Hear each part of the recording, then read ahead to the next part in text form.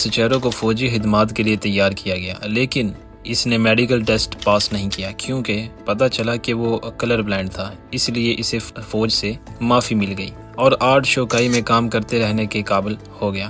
1928 تک یوزو ساکاکیبارا اپنے کاروبار کو بڑھانا چاہتے تھے اور ہاماتاسو میں آرٹ شوکائی کی ایک برانچ کھولنے کا فیصلہ کیا۔ ان کا خیال تھا کہ انچارج چھوڑنے کے لیے اپنے نوجوان پرنٹر سے بہتر کوئی نہیں تھا اور 21 سال کی عمر میں سچیرو کو نئی برانچ چلانے کے لیے بلایا گیا تھا۔ تاہم سچیرو کی مرمت کی دکان کو پہلے سال کے دوران بڑی مشکلات کا سامنا کرنا پڑا کیونکہ لوگ اپنی کاریں کسی اتنے نئے اور اتنے کم عمر کو سونپنا نہیں چاہتے تھے۔ سچیرو کو اس سکریپ سے دور رہنا پڑا جسے مرمت کی دوسری دکانوں نے ایک طرف رکھ دیا۔ نوجوان نے تمام علم اور ہنر کو استعمال کیا جو اس نے سالوں میں حاصل کیا تھا اور وقت گزرنے کے ساتھ ساتھ وہ اپنے کاروبار کو بڑھانے میں کامیاب ہو گیا۔ 1930 کی دہائی تک اس کی نئی دکان ایک آدمی کے آپریشن سے بڑھ کر 30 افراد کے عملے تک پہنچ گئی تھی۔ اگلے چند سالوں کے دوران اس برانچ نے ناقابل یقین رفتار سے ترقی کی اور بہت زیادہ کام ہونے کی وجہ سے سچیرو اپنی بیوی کو کمپنی کو چلانے میں مدد کے لیے لے آئے۔ حالانکہ سچیرو ایک شاندار مکینک کے طور پر جانا جاتا تھا، لیکن اس کے ساتھ وہ شاندار ریسنگ ڈرائیور بھی تھا اور یہ ایک اور ہنر تھا جس نے اسے اپنی دکان کے اندر اپنے ساتھیوں سے الگ کھڑا کرنے میں مدد کی۔ سچیرو نے ہاماتاسو ریسنگ کار بنائی تھی جس کو وہ 120 کلومیٹر فی گھنٹہ کی رفتار سے چلا کر ایک نیا رفتار کا ریکارڈ بنانے میں کامیاب ہو گیا، جو ریکارڈ 20 سال تک جاپان میں قائم رہا۔ تاہم اس وقت ریسنگ آج کی نسبت کہیں زیادہ خطرناک تھی اور جون 1936 میں ہونڈا ٹوکیو کے علاقے ہاماتاسو میں ریسنگ کے دوران ایک سنگین حادثے کا شکار ہو گئی اور تقریباً دم توڑ گئی تھی۔ سچیرو کا بایاں بازو ٹوٹ گیا تھا۔ ہسپتال میں 2 ماہ گزارنے کے باوجود کندھے کی ہڈی ٹوٹ گئی اور اس کے چہرے کو کافی نقصان پہنچا تھا۔ چوٹوں کے بعد سچیرو صرف 4 ماہ بعد ریسنگ ٹریک پر واپس آیا۔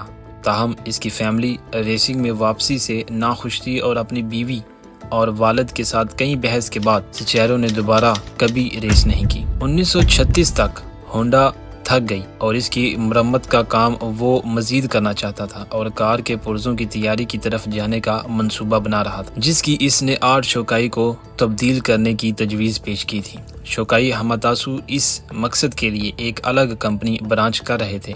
کمپنی کے شیئر ہولڈرز اس سے متفق نہیں تھے۔ سرمایہ کاروں نے دیکھا کہ مرمت کی دکان سے موجودہ آرڈرز اور کام کا بوجھ کافی منافع لا رہا ہے اور وہ ایسا کام کر کے اس سے نقصان نہیں اٹھانا چاہتے۔ ایک ایسے منصوبے پر جوا کھیلنا جو ان کے خیال میں غیر ضروری تھا، اس لیے سچیرو نے خود کمپنی کھولنے کا فیصلہ کیا۔ پسٹن کے رنگ تیار کرنے والی کمپنی اور ٹوکا سائکی ہیوی انڈسٹری کی بنیاد رکھی اور اپنے ایک قریبی دوست شیچیرو کاٹو کو اپنا صدر بنایا۔ کمپنی میں سچیرو اور کاٹو نے اپنے نئے منصوبے میں انتھک محنت کی اور مل کر آرٹ پسٹن رنگ ریسرچ سینٹر شروع کیا۔ خاص طور پر سچیرو اب بھی اپنی ہاماتاسو برانچ میں کام کر رہا تھا اور اپنے دن مرمت کی ورکشاپ میں گزار رہا تھا۔ اس کی بجائے اس کے پاس کام کرنے والوں نے پسٹن تیار کیا۔ ایک طویل عرصے تک انہوں نے کئی پیش رفت کرنے کے لیے جدوجہد کی اور اگلے 2 سالوں میں سچیرو نے بہت کام کیا، اتنا کہ اس نے بہت زیادہ وزن کم کیا جس کی وجہ سے اس کا چہرہ کمزور دکھائی دے رہا تھا۔ تمام تناؤ اس کا جسم اور دماغ جا رہا تھا۔ اس کے ذریعے وہ ایک بالکل مختلف شخص کی طرح دکھائی دیا اور ناکامیوں کے ایک سلسلے کے بعد سچیرو نے اپنی بہتری کے لیے ہاماتاسو انڈسٹریل انسٹیٹیوٹ میں پارٹ ٹائم طالب علم کے طور پر داخلہ لینے کا فیصلہ کیا تاکہ میٹرولوجی کا علم لے سکے۔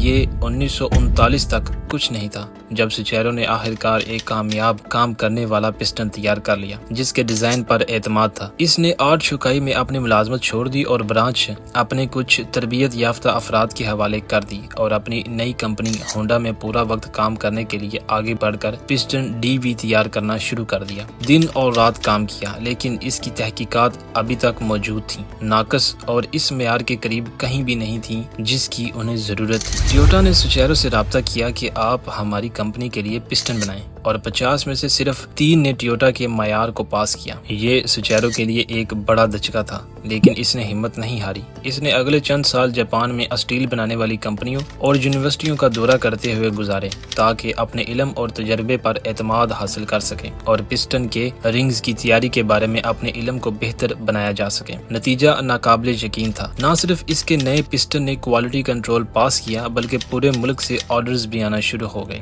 کمپنی نے تقریباً 2000 لوگوں کو صرف آرڈرز کو حاصل کرنے کے لیے ملازمت پر رکھا۔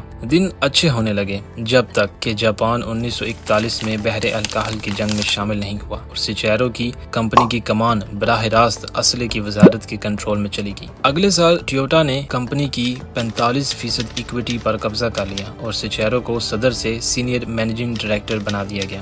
حالات خراب سے بدتر ہوتے چلے گئے۔ مرد ملازمین نے استعفیٰ دینا شروع کر دیا جب انہیں ملٹری سروس کے لیے تیار کیا گیا اور اس کی کمپنی جدوجہد کرنے لگی۔ سوچیرو نے اپنی کمپنی کو رواں دواں رکھنے کے لیے ہر ممکن کوشش کی، لیکن وہ اس کے لیے تیار نہیں تھا جو ابھی آنے والا تھا۔ 1944 میں جاپان میں فضائی حملے کے سائرن تیز ہونے لگے اور یہ بالکل واضح ہو گیا کہ ملک شکست کی طرف بڑھ رہا ہے۔ ہاماتاسو بہت خطرے میں تھا اور سوچیرو کی کمپنی براہ راست بم دھماکے سے ٹکرا گئی، جس سے فیکٹری تباہ ہو گئی۔ کمپنی کو جنوری 1945 میں دوسری بدقسمتی کا سامنا کرنا پڑا جب ننکائی کے زلزلے نے علاقے کو ہلا کر رکھ دیا تھا اور ایوانٹا پلانٹ تباہ ہو گیا تھا۔ جاپان نے بالآخر اگست 1945 میں ہتھیار ڈال دیے، لیکن تب تک سوچیرو تقریباً کھو چکے تھے۔ سوچیرو اور اس کی کمپنی کے لیے چیزیں بہت مشکل ہو گئیں۔